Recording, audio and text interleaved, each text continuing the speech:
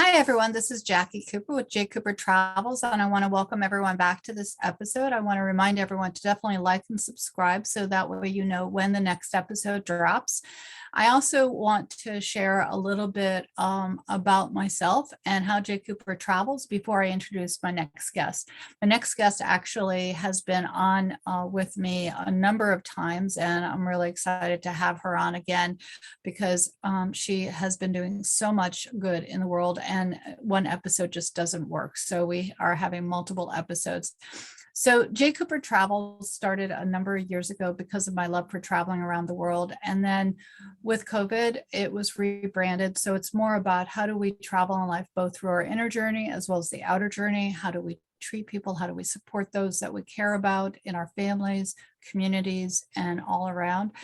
And and that sort of ties to my background. I'm both a lawyer as well as an educator, as well as a mom. And so again, everything that we talk about is about stories and how we can interrelate with others and support those in our community. And so with that, I want to welcome Deborah again to the show. How are you doing today? Wonderful. Good to see you. Yeah, it's great to see you too, and to chat with you. So for those that are on the talk show side, definitely hop over to the YouTube side so you can actually see the platform that we're going to be highlighting and talking about today.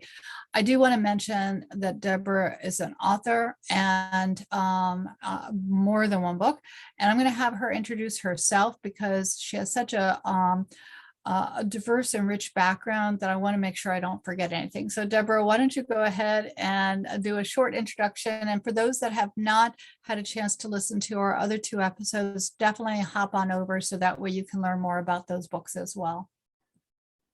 Sure. Yes, I am an award-winning author of 15 books. Yeah. I am a newspaper columnist, opinion columnist. I am a Forbes magazine, a top diversity and inclusion pioneer. And I am also sometimes a coach, trainer, and teacher, something I really love doing. So today we are going to be not talking about the books that you've written. We're talking more about a platform that talks about diversity. So why don't you go ahead and introduce that? Do you want to bring it up on the screen, and that way we can kind of be guided by what the platform looks like? And for those that are listening, all the links to reach Deborah and all the resources that we're talking about will be in the blog below. So if you are hearing about the American Diversity Report and you don't have paper and pen, don't worry. You can go to the blog link below and just click on through, and that way you can enjoy all the wealth of information that's here. So I see the logo of a variety of colors of individuals. How did that logo get created, and how did this all get started? How many years ago did it get started? Thank you for asking. So a little more than 15 years ago at this point, I was approached by the IT director of a local newspaper about the little newsletter I was putting out, because I had founded both the Women's Council on Diversity and a global leadership class. I had a newsletter. And he said, you really should be doing something differently in terms of reaching the audience. The global audience should be hearing about what you're doing. So don't do this PDF thing. Go online and start to create something that it can be seen around the world easily. And I will help you. And he did. And so the American Diversity Report was created with the help of this lovely gentleman. And it had its inauguration, right, at one of the universities here in town. And off we were running very, very quickly. It was something that appealed to people to be published, and I wanted to publish people from all over the world, not just locally or even nationally.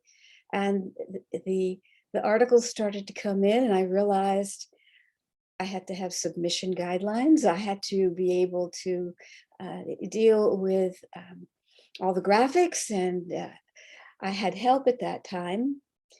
But there was a moment when we were hacked, and it was replaced with a screen basically threatening my life. Wow. Yeah. And my IT gentleman, unfortunately, got the same ridiculousness on every client he had on his platform. And he invited me to go ahead and do it all myself, telling me I was very smart, sure I could do it, bye. So I did. Now, I will say that over the years, I've had people come and volunteer to assist upgrading it, updating it, and we have made this an amazing writers colony that can give you resources on diversity, inclusion, equity, as well as some current events. And I do also have my own books up here if people are interested. The written word has been very much part of my life forever. And it's also morphed into a podcast series. It just keeps on going. What you see here is the front page. By the way, it is not in print, it is all online. Mhm. And the articles will change every month, perhaps more often than that, to give people a visibility as the diversity themes of each month change. So how do you decide, sorry to interrupt, how do you decide what the diversity themes are? So one of the things that happened a couple of years ago is I was contacted by one of the advisors, and we'll talk about the advisors in a minute, to standardize the ADR a bit by offering suggestions for themes for each month. And his name is Carlos, and he is truly a pioneer in the world of diversity and is so important an icon in this field. So we tried together to put out these topics. And if you go into the submission guidelines and you look at the article guidelines, you will also have a link to the calendar. And it gives you a number of topics for each month. And we don't have to totally go with the topics. If there's something that comes up like current events that people need to or want to talk about, that's fine too. But it gives you an idea of some of the ways in which we organize the articles. There's more than 1,000 articles up here on the ADR. And it's vital that people be able to find what they need. So we do that. We take a summer break, by the way, from June, July, and August, and we come back in September, and we have additional topics then. So how do you define diversity? What a good question. So let me explain that I started in the field of diversity before it was even called that, back in the early 1980s. Multiculturalism perhaps was a word that was more popular back then. And I was hired to do something with religious diversity, although it wasn't called that. It was called interreligious affairs. But that's essentially what it was, interfaith and religious diversity kind of combined. The definition of diversity continues to change over the years. then after diversity became a challenge, inclusion was added. After diversity and inclusion didn't quite do it, equity was added. After diversity, equity, and inclusion didn't quite get it there, belonging has been added. The intention has always been the same, but the challenges, right, have been monumental to achieve what people had hoped to with the diversity world. And so we have encapsulated that history here on ADR. So you can go through articles that have been written over the years, trying to assist people in reaching the goals that diversity set out from the very beginning. So would you say that diversity is categorization of people or categorization of settings? Well, the diverse workplace, for example, right, is going to include both the setting and the people. The diverse community would be doing the same. So if you're looking at adding a word to diverse, you can get a different picture each time. There's the diverse team, right? The diverse writers.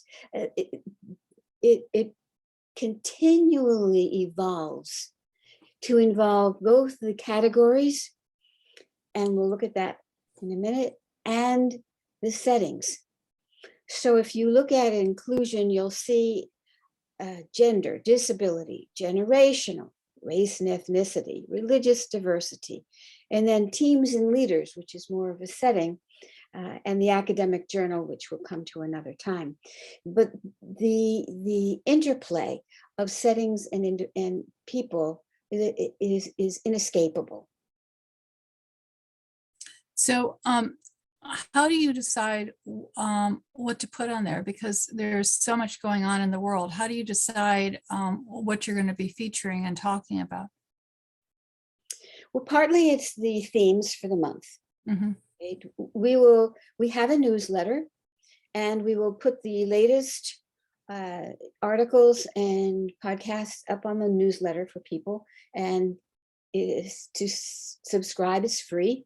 You can go ahead and do that right here. And we will include you in the 1,200 people who we send this to monthly.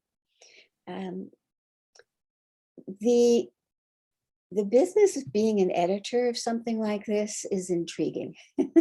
I would say, yeah.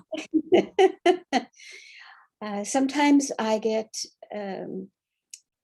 articles from individuals who are not native English speaking, right? And sometimes I will help them, if it's really a focused article, help them with the language to make sure that our readers get the best of what they have to say.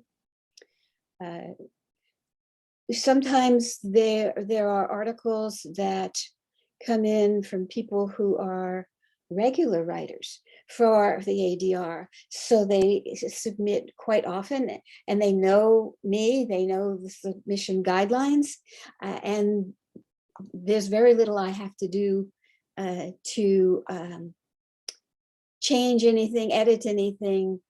And their articles come with author's box, which stays the same, which makes it easier if they're regulars. So here's the submission guide. You can see the format and the rules of what's not published.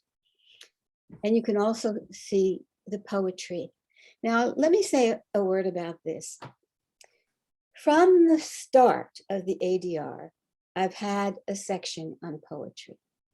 And I've done this because I believe the arts in general, and poetry specifically, captures the diversity of culture and is a window into it like none other. I myself have been a dancer. I've had my own dance company.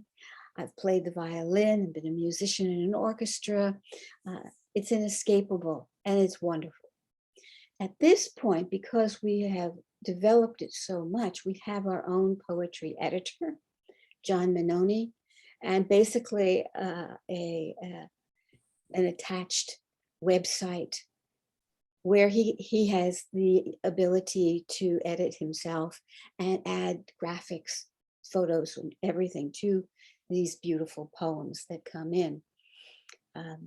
So let me interrupt you for a quick second and ask, have you on the site ever done an ebook with all the poems in it for publication?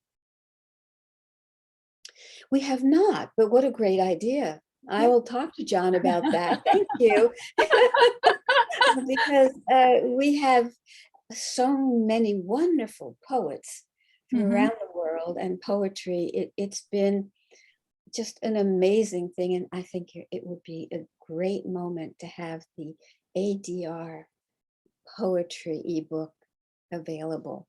I agree. And I think that it would be, a tool that would stimulate conversation at all different levels.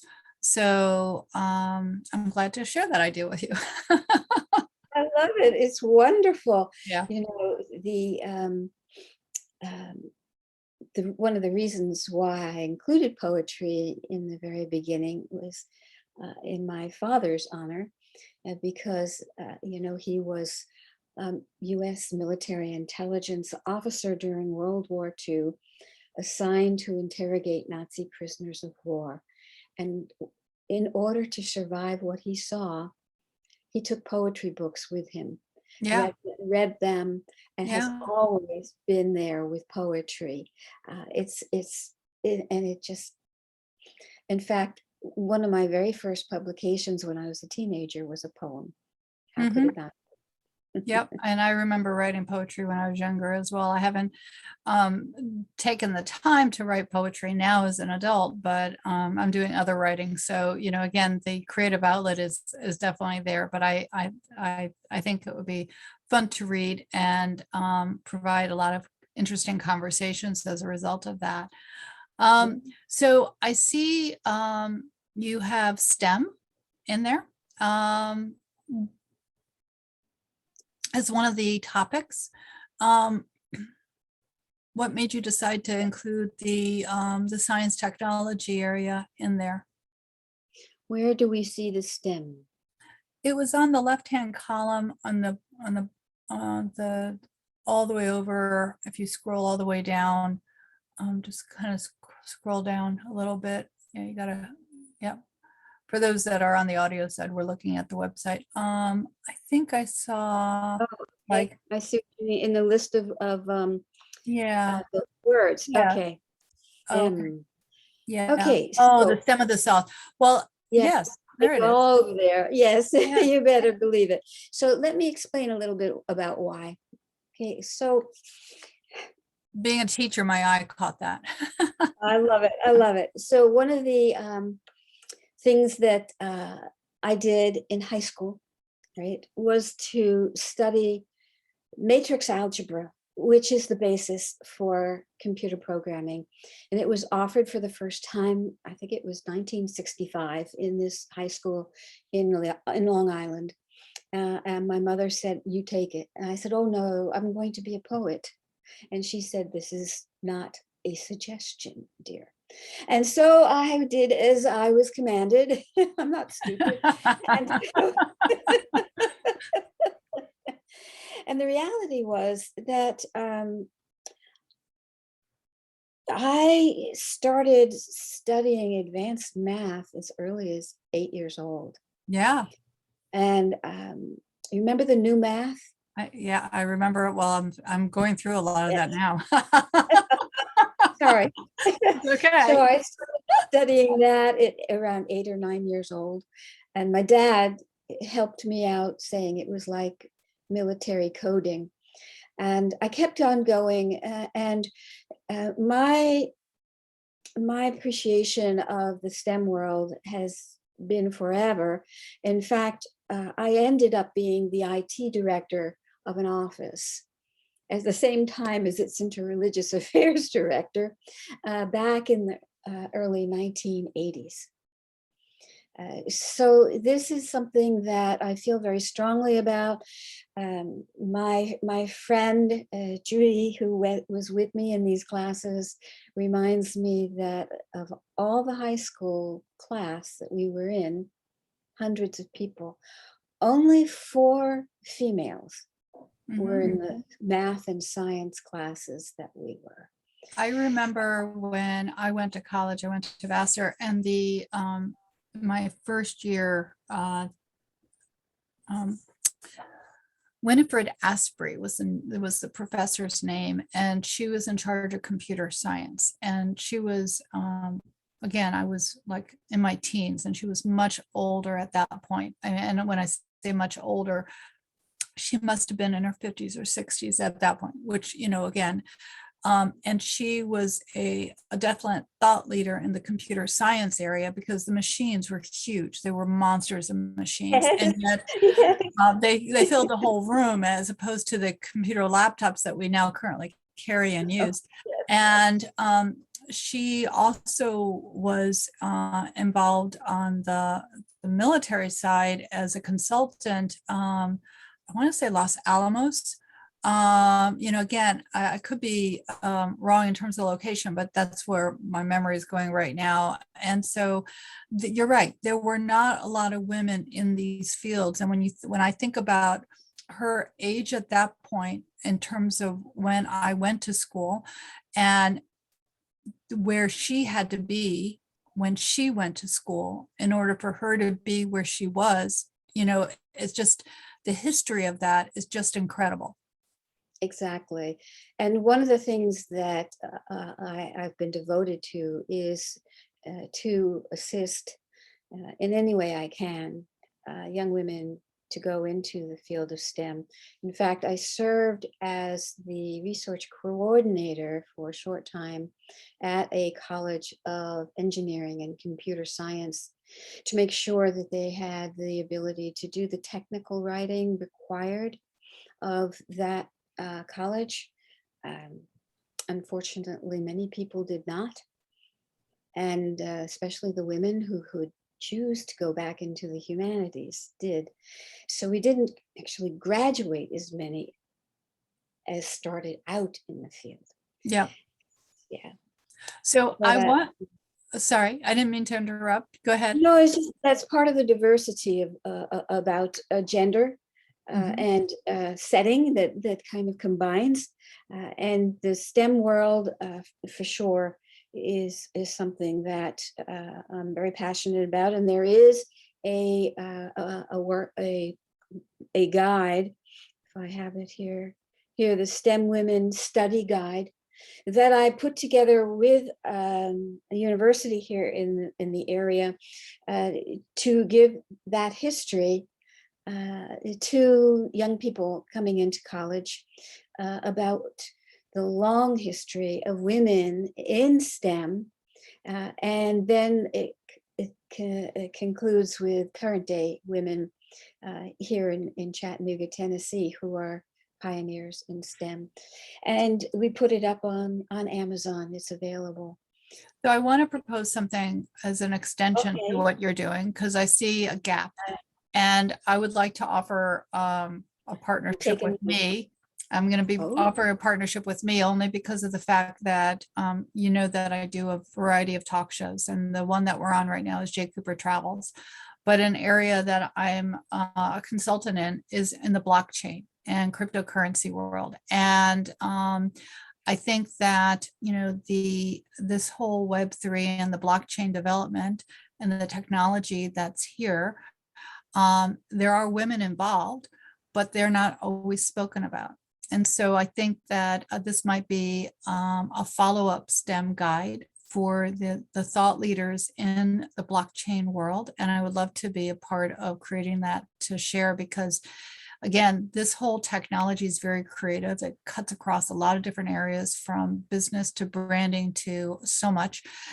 And we need more women involved in understanding that. And so I think it's something, that we definitely need to add to the portal if you'll, consider it. And I'm happy to be a part of that project. Well, thank you. That's an amazing idea. What we can do is do an additional version of this and broaden it, Yeah. and update it. I think that would be very easy. And I will make sure that you get a copy of what we have done, so you can take a look at how we've put it together, so that it's easily digestible and usable in the classroom. And that's always been part of my goal, right? I want to engage when I instruct, and that's what this Exactly. is for. Yeah. Exactly. Yeah. And as since my background's law as well as an educator, I think it's really important that, and when I went to Vassar, my major was science, technology, and society. So it's, the blockchain is a blend of all that. And I think that it's STEM, it's all tied together. So for everyone who's listening, this will be a definite, we're going to have more than one conversation, and this will be exciting to share the launch of that down the road. So what other parts of the platform would you like to share today? Well, let's see. We've talked about the women. We've talked a little bit about the poetry and the art. I'll take a moment for the make a difference category. Yeah. Because I wanted this to be sort of life-changing. To me, that's what diversity is all about, and it doesn't have a one lane path in the world. Diversity covers just about everything in my world. So you can look here at the various different topics that I asked people to write about, submit things to. Some about the pandemic, for example, in politics, education, going green. I have lots of wonderful environmental articles up here, especially those that look at how environment issues affect diverse populations, social issues of various kinds. And you can see that also I have the Holocaust up there, because increasingly I'm being asked to share and to teach about history, Holocaust, and how it resonates today. Yeah, So for sure. that's up there. And wellness. Yes, I have had more than my share of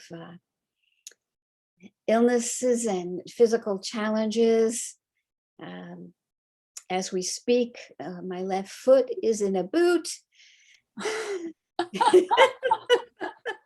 Again. That'll be a side conversation offline. So yes, the thing is, you're right. In terms of just the economics of wellness and access to healthcare, depending upon where you live, and the communities, that not everything's equitable. And so, we saw it with distribution of the and it wasn't always intentional. It was just the logistics of getting the vaccines out. Again, sometimes our service models, our delivery models are a challenge. And on a personal note, that's why I'm concerned about the post office going, not being in business, because again, if we don't have some sort of public-private partnerships, we limit the access to communities that might not normally be able to afford some of these other models that are in place. So absolutely. And each element of the American Diversity Report reflects a sort of cultural anthropology look at culture. Yes. And all the themes that are involved in the society, and how diversity affects them in each way, each one of them in different ways. And one of the things that I talk about, and we'll discuss this maybe in the following session, right, is can you use cultural anthropology as the basis, right, for training people in diversity, and so that they can understand the big data that is involved in making a diverse world work. So that's part of the structure of the American Diversity Report. I love it. I love how it's evolved over time, because I know you and I've talked a number of times, and what I'm hearing is that as current events happen, as different issues come up, as the communities are also changing and evolving, you're constantly creating resources so that way people can use them for education and for empowerment and inspiration. So that's what, all of this is for. So everyone who's listening, definitely come on over to the American Diversity Report and subscribe so you can, definitely look at everything. We're going to have more than one conversation. Any last minute thoughts that you might want to have before we sign off for today? Well, you might have an interest, your audience might have an interest in looking at the ADR team. Sure. Because I don't do this alone. You can see, for example, the advisory board has people on it from many different cultural communities, and you can read about them, each one of them as we go down, and see the diversity of people who offer their advice and write articles for the ADR, and see how we've put this together. It's been an amazing journey. You're absolutely right, and one that I think is probably more relevant today than ever.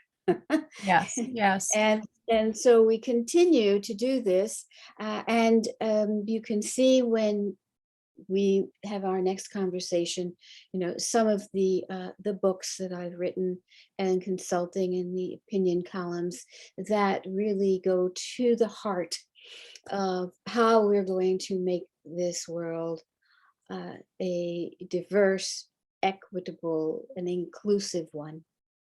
I agree.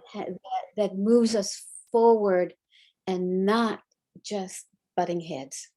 Yeah, I think the power of collaboration and communication is critical to have peace in all communities.